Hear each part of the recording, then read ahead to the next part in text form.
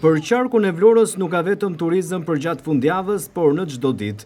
Sezoni veror tashmë ka hyrë në një periudhë të pikut të tij, duke sjellë drejt qytetit bregdetar me qindra pushues, vendas dhe të huaj. Pushues që vinë nga qytete të ndryshme, duke shfrytzuar periudhën e pushimeve nga puna, por edhe të huaj nga vende të ndryshme të botës. Si zona, plazhet më të preferuara mbeten kryesisht ato në jug të vendit. Mund të themi se spikasin edhe plazhet e Bashkisë së Himarës, sekundër janë plazhet e Jalës, Palasës, Himarës dhe veçanërisht Dërmiut. Në shtimin e numrit të pushuesve në këto zona ka ndikuar edhe vendosja në funksione tunelit të Llogoras, i cili mbi të gjitha është falas për pushuesit.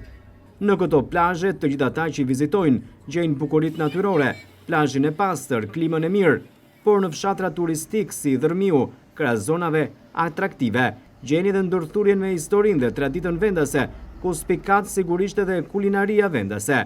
Të gjitha këto element bëjnë që të gjithë me sa duket, këtë sezon veror të dynden drejt jugut të vendit në çdo ditë javës dhe në çdo orar.